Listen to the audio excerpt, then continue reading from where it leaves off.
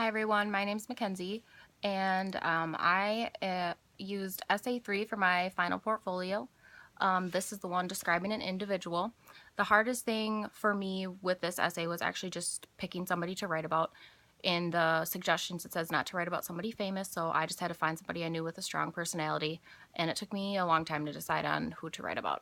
I did use Stalking the Engineer as my model for this essay, just the strong descriptions and kind of describing certain things other than the person's personality that actually make up who they are.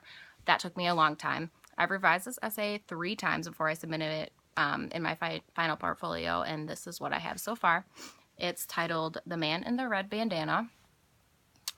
It says, he enters a room, followed by a long trail of cigarette smoke, ash, and a combination of dirt from his shoes and clothes. Weathered by the sun, but hidden by his darkened skin tone, his face is beginning to show the telltale signs of his increasing age. His head is covered with a ragged bandana, red with what used to be white paisley design. It too has weathered from long days and nights of manual labor and is fraying at the ends. His jeans are faded, torn at both knees, and held up by an heirloom belt buckle with an illegible logo. He used to care more about his appearance. He used to spend more time hiding the signs of his long work days. Now he spends most of his time alone, some of his time on the phone. His daughters are grown now, old enough to not need his constant attention. He used to cook for them, draw with them, and read to them. Now he drowns out the silence of his home with the blaring sounds of reality television and drowns his sorrows in what appears to be a bottomless mug of Budweiser. His days are long. His nights are even longer. He fills his days with monotonous tasks, taking care of what's left of his farm, mostly. The acres around his house used to be fields full of luscious crops.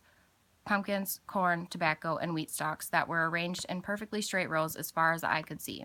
The smells were so contradicting, but he loved the variety. He taught his kids the skills he learned from his own parents, the ones that aren't taught in school. How to harvest plants, how to cook pumpkin seeds to perfection, how to drive a semi in reverse. He had no real training in anything, but somehow seemed to be good at everything. He was once able to raise his crops with the most tender and gentle hand, giving them a chance to survive all of the elements, ultimately to put food on the table for his family. Now the fields are barren and bleak. A loud highway hums with the sounds of passing cars and trucks behind his house. A quick look in both directions, and what was once a vast flatland is now filled with houses and cul-de-sacs. He regrets selling to the city. He always will. He often sits and thinks about his previous life, out loud sometimes.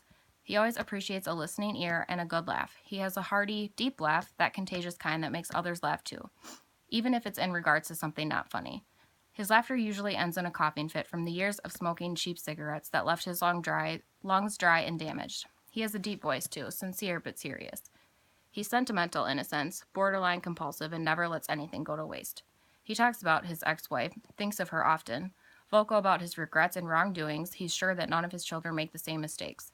He's talented at many things. He's a good father, a skilled handyman, an expert mechanic, but the one thing he wasn't ever good at was being a husband. Raised in a devout Catholic home, he had no choice but to attend Catholic school, the type with the horrible nuns and long headdresses and redundant religion classes. He jokes somewhat ominously about being the black sheep of the family and how he always came home with bloody knuckles. They used to have thick wooden rulers when he was in school. He still has scars on his hands from those days.